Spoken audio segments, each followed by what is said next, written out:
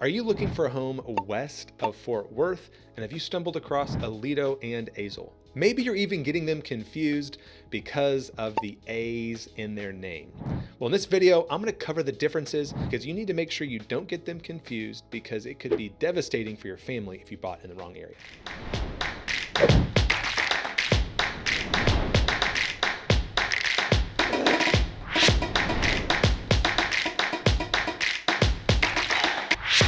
My name's Jared with Living in Aledo, and today we are going to cover Aledo versus Azle.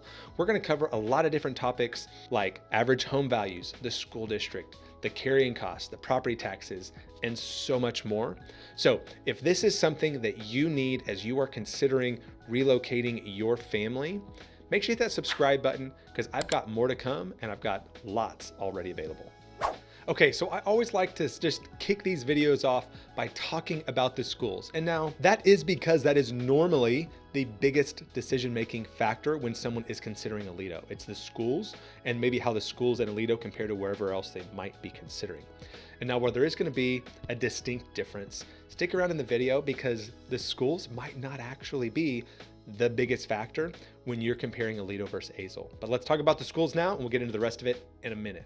So Azle has a mid-tier school district. I don't know the nice way to say it, but it's not a stellar school district. Most of the schools' ratings are right at a 6. It's like over 50% of the schools I think are rated a 6. So mid-tier, average, there's like 1 7, there's maybe a 3, but then there is like a little bright side to this is there are a couple of elementary schools that are rated a couple of 8s and then even a 9. So there's a couple of good elementary schools. If you are looking in the area, maybe you focus on those elementary schools, which currently are Silver Creek, Walnut Creek, and Liberty. So that's something to think about.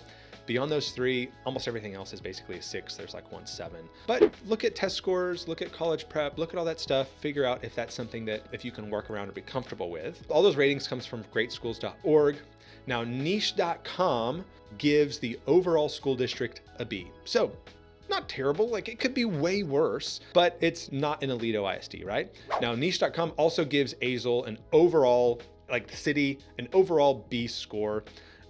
Unfortunately, a couple of the detractors to that is crime, and then the school district gets the B. So that's something to think about. And it is rated the number 6 best place to live in Parker County. 4 of the top 5 best places to live are in Aledo ISD. It's like Willow Park, Hudson Oaks, Aledo. I think Weatherford's number 5. So it's kind of behind all the stuff you would expect it to be behind. And actually, I think that whole list is actually missing Brock.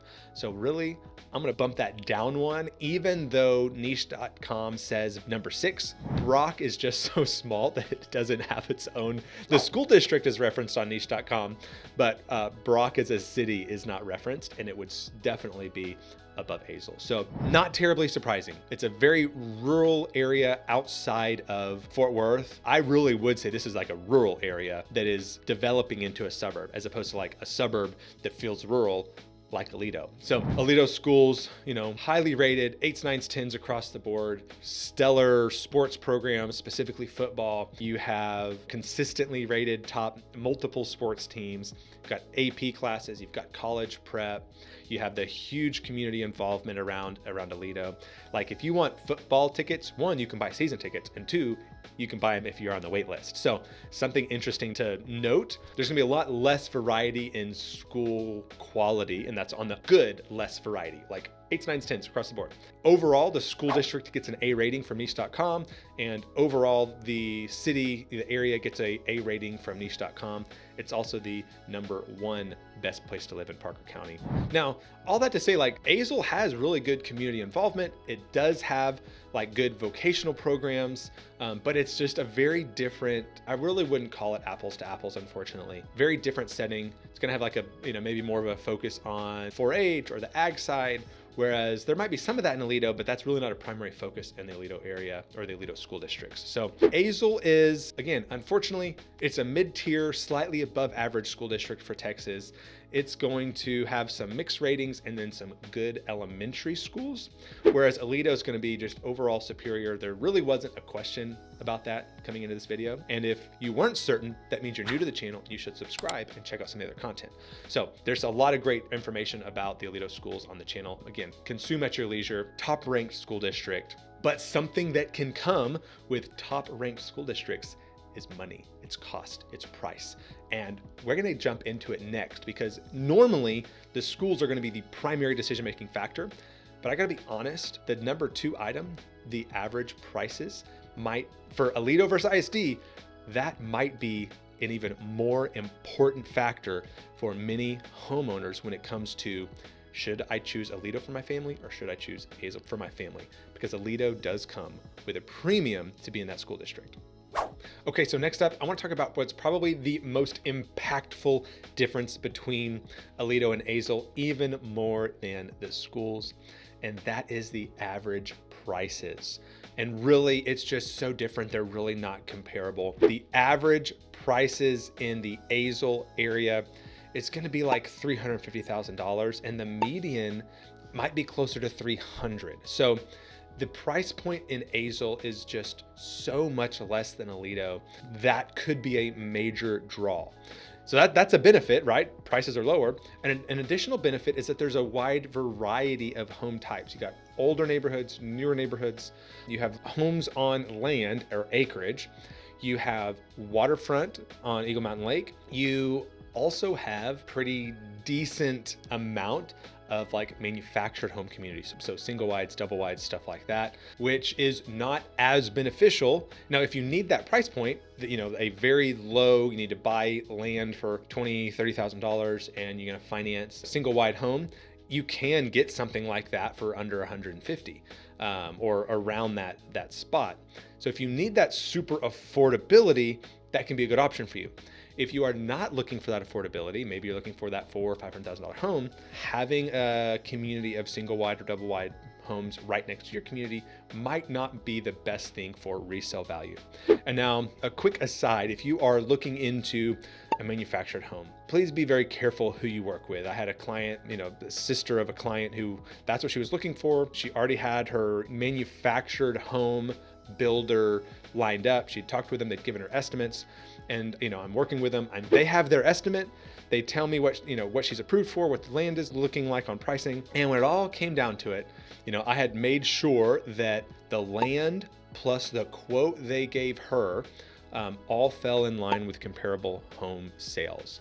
So went under contract with the land, everything's going on, and then they say that, well, the property didn't appraise.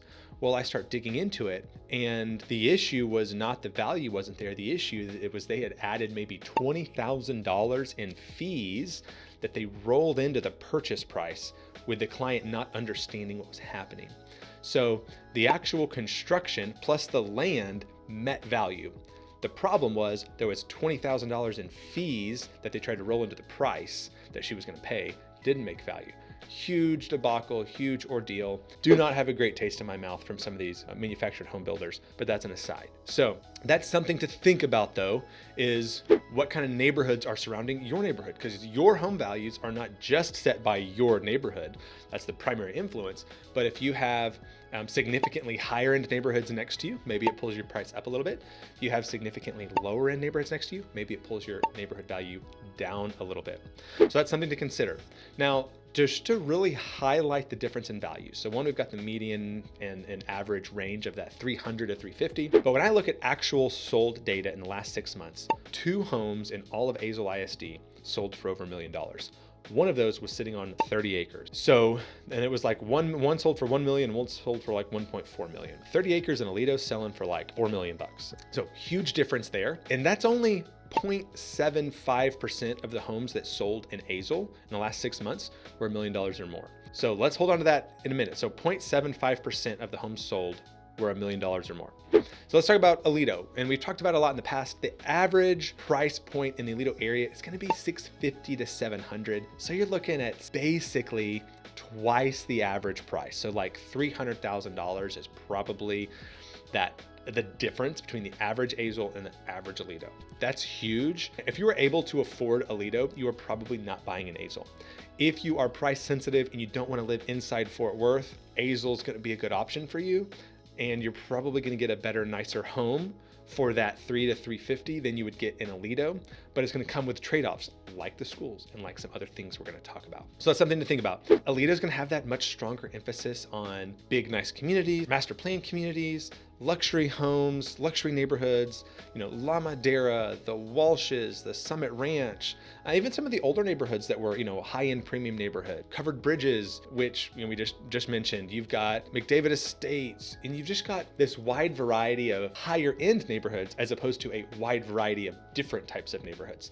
Now, you don't get really any lakefront lots or anything in Aledo. We do have some manufactured home communities. There's at least 2 I can think of that I drive past on a semi-regular basis.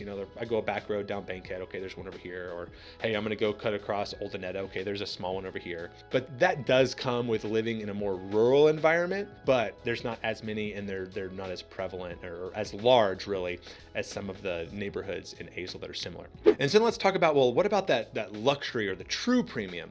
Well, even Aledo's only had maybe 6 homes that have sold for over $1 million. This is all on MLS, over $1 million in the past, 6 months. But that is actually 6% of the homes that sold in the last 6 months were over $1 million. So Azle, if you look at over $1 million, it's 0.75% of the homes. In Aledo, it's 6% of the homes because our average price point is so much higher. So that's something to think about. Now, that doesn't include, there's probably a good number of homes in the Walsh development that sold off MLS, never hit the internet like that sold for $1 million. Someone probably designed it themselves.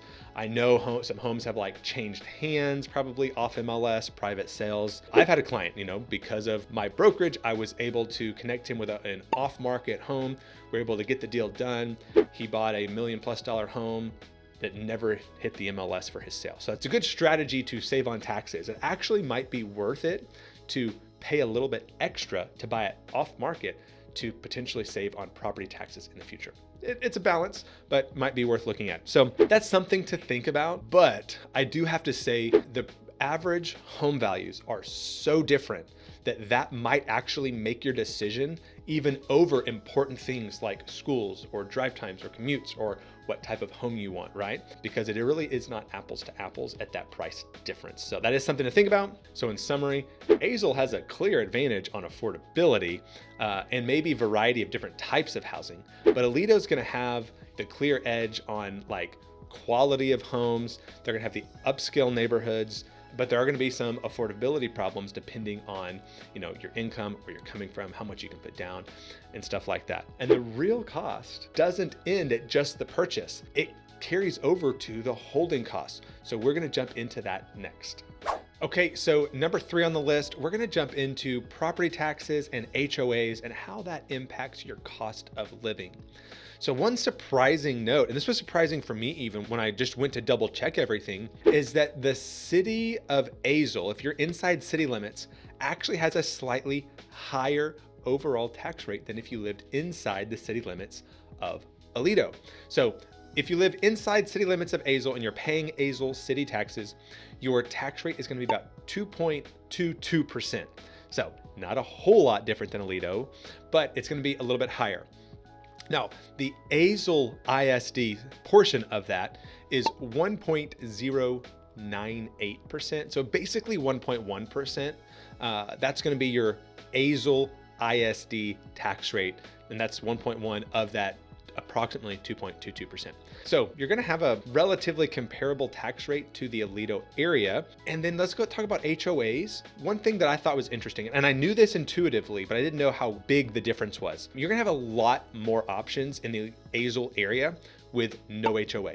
Whether you're looking for a residential neighborhood or you're looking for, home on an acre or two, it is much more common in the Azle area to be able to find homes and neighborhoods with no HOA. Now, how much of a difference is that? Well, when I was running the numbers, and this is just as of recording this video, if we look at the homes that are currently available to go look at, to put an offer in, to buy, 65% of the currently listed homes do not have an HOA. That's pretty big. We'll get to Aledo in a second. So that's basically 2/3 of the homes in Azle, if that percentage carried out across the board, which is probably plus or minus. About 2/3 of the homes do not have HOAs, meaning only 1/3 do have mandatory HOAs. So that's a good useful thing to know if you hate HOAs and you want to be able to have chickens, you want to be able to have a pet goat or a pet pig. You'll probably fit in Azle, right? That's going to be a much better option for you to consider. And now there are some neighborhoods and some things, if you're looking for new construction in Azle, much more likely to have HOAs. If you are looking for like a nice gated waterfront community, you're probably going to have an HOA. So that's something to consider. But basically 2/3 of the homes in Azle don't have HOAs. So Aledo is going to be a little bit different. So this is what I thought was interesting. Aledo's tax rate is about 2.19%. Azle was 2.22%, but remember that average price point? I think you can afford an extra 0.03% in property taxes when you saved $300,000 by buying an Azle. So not the biggest factor, the property tax difference, because one, it's small, and two, you're probably saving a lot of money if you were to buy an Azle. And then if you were to buy something outside city limits for both of them, then you will have a little bit of a tax savings in Azle because it's still Parker County, and you get about a 0.1% savings on your school district. So outside city limits in Parker County for Aledo ISD, 1.8. For Azle ISD, probably looking at about 1.7. Don't have the exact to the decimal, but about 1.7. Now, one of the things that I mentioned it about like the number of homes with and without HOAs in Azle. I wanted to see, well, what does that look like? Because I've always mentioned that, okay, a lot of, in the Aledo versus Benbrook, I was like, hey, a lot of these homes are going to have HOAs. Benbrook, you can have more or less. And so this time I actually wanted to know, well, what is that percentages? And that's why I'm looking at it like this. If you look at the currently available homes, like I did for Azle, only 25% of the homes in Aledo right now do not have HOAs. So that just shows you the significant difference. So it wasn't 25, it was 20%. 20% of the homes in Aledo do not have an HOA. So 1 in 5 don't have an HOA in Aledo, whereas 2 out of 3 in Azle don't. So that's just something important to note. That's not going to be the biggest issue for your budget for most neighborhoods. Now, some neighborhoods are expensive. If you're looking at Bella Flora or Walsh or some of the other neighborhoods, you might be spending $2,000, $2,500 a year, maybe more in HOA expenses. Some of those come with some value, but if you are on a tight budget, that could impact you. It's a couple $100 a month. So something to think about is that the percentage of what you buy will be a higher carrying cost long-term in the Aledo area overall, because the fraction of that property tax in Azle is probably not going to be much of a difference. Probably gonna have more HOA expenses than that. So that's something to think about. Azle does have that slight advantage over cost, right? Because it's just the carrying cost, because the base value you're going into it is probably going to be a lot less than the Aledo area. But Aledo is going to have kind of the edge if you want a more controlled environment. You want the HOA. You're looking for higher end properties and you want to be around people of like that similar mindset, then Aledo's going to have that edge, right? So which city better aligns for you and your family?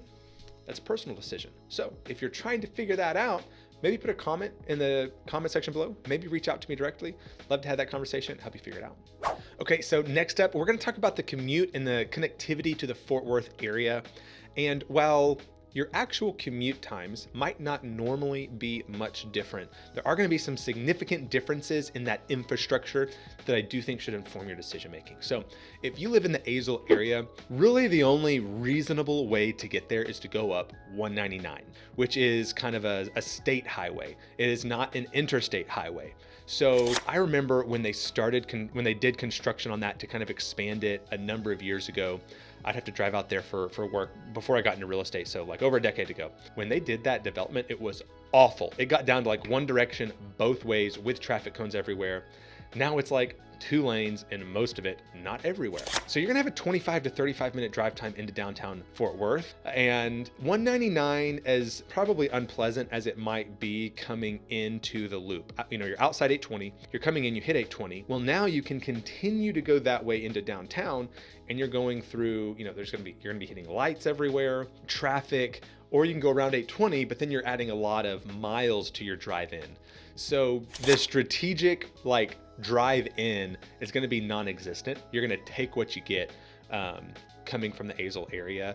And I have never particularly liked the drive out to Azle or Springtown going up or down 199. You get close into 820, you get a whole bunch of traffic as you're trying to get in. So it's gonna feel like you're on a large like city road, maybe 2 lanes at the biggest, maybe 3 occasionally, but lots of lights, lots of stops, lots of traffic, because there's lots of neighborhood developments along 199. So the further you get into town, the more people are coming in and out, and you're not on a highway. I mean, technically you are, it's Highway 199, but it doesn't feel like a highway. So that's gonna be a frustrating experience. It's manageable, but traffic is growing. It is gonna get worse, and it's gonna be a really difficult process for that infrastructure to catch up while all this is happening. So Aledo does have some of its own growing pains, I'm gonna be honest with you, but at least you're on an actual interstate highway. You know, you got I-20, which is right there, then I-20 split. So if you're going into downtown, you can go 30. I kept it my own personal office south of downtown for a while, and I would go 20. Rather than going on 30, I would cut south and stay on 20. Then I would cut up Vickery and go up Vickery into kind of just south of downtown, or another 5 minutes and I'd be downtown. Oftentimes that was maybe 1 or 2 minutes faster, even though it was a little bit of a longer drive. So one thing to note is, and I've mentioned on my other recent videos, is the Aledo drive into Fort Worth is not great right now. The state, in its infinite wisdom, has decided to start construction on both I-30 and I-20 on the east side of that split where 20 and 30 connect. So that's something to think about. However, you are at least on a 4-lane highway, not on a 1 or 2 lane road where you have like neighborhoods, people from a neighborhood actually getting on. You're on a highway. So that's a clear advantage in my opinion. The long-term infrastructure is going to handle this a whole lot better. They're doing expansion on I-20 as well, but they also had to start building a bridge over 20 for the future Walsh development that's going to go south of 20 as well. So the actual drive in may not be any faster or significantly faster in the Aledo area, still probably 25 to 35 minutes unless you're in Walsh, which is a lot closer, but the drive is much more manageable. There are a couple of routes that you could get to downtown or to the highways if you wanted to, if traffic was really bad, and when traffic does get bad, I mean, honestly, one time I was headed in early to like a men's Bible study in Fort Worth, and the entire highway was shut down. Why? An 18-wheeler got into a wreck, turned sideways, and cut off all 4 lanes of the highway. I was still able to get on the access road and get around them, even though traffic was that bad. So that's just something to think about. You're gonna have significantly different commute experiences from Azle or from the Aledo area. Now, if you lived in a certain, maybe the southern or the southwestern edge of Azle, you could come down 3325, which turns into 1187, and get on 20 from there. If you're living in that part that far out, then you're way far away from 199 and you're way far away from 20. You're probably looking at like 45 minutes to get into downtown Fort Worth. But if you get to work from home, maybe none of this matters at all. So you could have just skipped this whole section. So that is something to think about. And as you're thinking about home values and this drive time, we're going to talk about what these locations could mean for future growth and home values. So stick around for the last item on the list. Okay, so last on my list today is really going to be the future growth and kind of the investment impact of Azle versus Aledo. And now I've said this in another video, I don't remember which one, but I really don't believe that your primary residence or your personal home should best be thought of as an investment. I know some people kind of use that language a lot. Some people probably disagree with me, but I don't think your personal home should be a big investment driven decision. But that being said, if you can also plan for future appreciation and growth when you are making your decision based on a lot of other factors, I do think that could be a cherry on top, sometimes a very big cherry on top. So let's talk about Azle first. So Azle is an area that has experienced slow, gradual, leisurely paced growth. They do have newer developments going in. They do have newer construction homes, like we've talked about, and they have significantly more affordable price points. But I do think the long-term appreciation, even though you were buying something at a much lower cost basis, I don't think the long-term appreciation is going to outpace the Aledo area. I think you're going to have slow, steady, gradual appreciation for a variety of factors, but at one being that the commercial development, I don't think is going to be there for the Aledo area, for the Azle area, excuse me.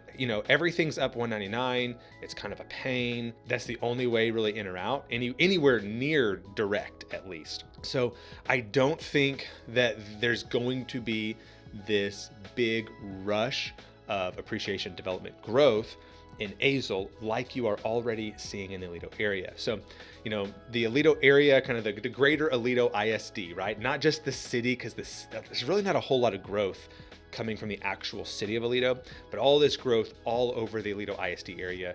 You've got master plan communities, you've got Walsh, you've got Morningstar, you've got golf communities, you've got Blue Jack Ranch, you have Maverick, which is, I think that's really more just adjacent to the Aledo ISD boundaries. I kind of think, as I'm learning more, that Aledo ISD boundary kind of butts up against Maverick Golf and Ranch, but I don't think anyone buying in there or sending their kids to public school anyways. It's just going to be a major attraction immediately next to the Aledo area. But with all of that development, like residential development, is coming commercial development. And Aledo has had an enormous amount of undeveloped land, and that is shrinking. Now, that is shrinking much to the consternation of many people, right? I moved out here. I love seeing the green space. I love seeing the green open fields. I love seeing the trees as I drive around. When I'm coming home from Fort Worth, I like that drive. People who've been here much longer than me are, may not like the development that's already happened, but it's happening, right? And so as the available land starts to shrink, home values will rise. And so I've spoken with, potential client about, what they were looking for and what made the most sense. And, there's sometimes this comparison, and I've made the comparison too, of like Aledo versus Southlake. And it's really not apples to apples. Southlake's average price point is like twice what Aledo's is. But if you think about it, Aledo might be Southlake from like 20 years ago, right? There's just no more developable space in Southlake. So appreciation starts to happen at a faster pace and a larger pace, because you can't just go buy new development, build new homes for people who want to live in the area. So that's still happening right now. Like Aledo's still relatively affordable for what you're getting when it comes to the schools and the amenities and like all that other stuff. At some point when there's really not much development going on or additional development, prices are going to jack up. I don't know when that's going to be. Hopefully it's not immediately, but that is something to think about in the long term for the Aledo area. And on the commercial side, all that commercial development isn't here yet. There has been some, but there's not really been any high-end commercial development. And I think that's going to be maybe fuel to the fire when that comes in. So there may be some coming in at kind of the southern tip of Aledo. That might not drive a lot of it, but that'll drive some of that development in the southern tip near the Kelly Ranch, the Maverick Golf Club, the Blue Jack Ranch, all that. And then there's going to be stuff coming in Beggs Ranch.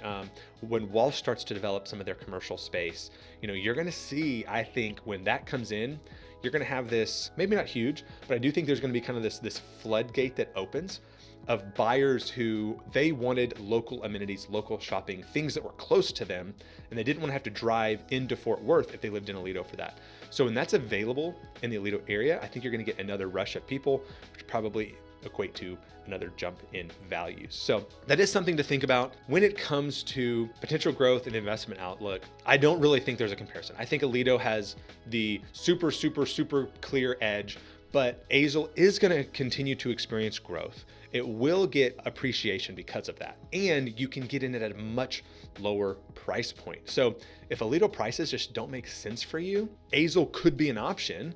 And even though you're starting at a lower basis, you should be able to get some appreciation over the years as it develops at a much more gradual, slower pace. So if you are thinking about buying soon, don't wait, reach out. Let's get some time on the calendar, even if it's just a quick Zoom call to figure out what it is you're looking for. And I can give you some helpful pointers so that you can start narrowing your search down. Okay, now there's one little bonus I want to cover before we wrap all this up. And that is that Azle, like the area considered Azle, sometimes reaches into other ISDs, Northwest ISD, Eagle Mountain ISD, Springtown. And so you might be buying a home in the Azle area, but maybe you're not Azle ISD. That's something to note about, something to confirm. But more importantly than that, if you are looking for the Aledo area, and you're looking on the northern end, specifically Covered Bridges. Covered Bridges is a great neighborhood developed around the year 2000, 2010, that range. Mature trees, it's awesome, I love it. You need to make sure you are double checking the attendance zone or the school district for each home you might look at. Because on the northern end of Covered Bridges, those homes actually feed into Azle ISD. So you might say, oh, that home, that's a great price. That's a really good, it's affordable. Why is that like $100,000 or $200,000 less than this other home I looked at in Covered Bridges? Well, you want to check the school district because there is a distinct difference in home values in Aledo versus Azle. All right, let's give a quick recap before we wind down. But Azle is going to have a couple advantages over Aledo. One, primarily affordability. If you are max looking at 350, 400, you want a little bit more rural setting, you're okay with being a little further out, Azle might be an edge for you. Or if you want lakefront property and you have the budget to afford it, there is no option for that in Aledo. You got to go to Lake Weatherford or you can go to Eagle Mountain Lake. Those are going to kind of be your options. But most of the other categories of how you would make a decision to buy a home and what area to buy, Aledo is going to be the clear winner. Definitely the school district, definitely like neighborhoods, design, like quality of the build, the amenity selection, all that stuff. Aledo is going to be clear winner, closer to the highway, easier access, all that stuff. So if you have found this information helpful, go ahead and hit that subscribe button. If you are thinking about making that move, even if you're not 100% certain yet, all my contact information is in the description box below. Reach out, let's just have a conversation. Let's hop on a Zoom, let's have a phone call. Happy to help you narrow down what you might be looking for so that you can make more productive use of your time. And if you're further in that process, if you have a job relocation, you're downsizing, you're looking to get closer to your family and you have a trip planned, let's get that on my calendar. Let's meet, let me show you around, let me show you those homes that look like they're gonna be a best fit. I've had clients recently who came in and one of the challenges for them was they wanted a relatively flat lot and some of the neighborhoods they liked were not flat. And so you just can't see that from the photos. You have to get out and you have to see things in person to know what's what you need. And sometimes once you start seeing things, what you realize you want changes a little bit. So if that's you, reach out. Looking forward to connecting.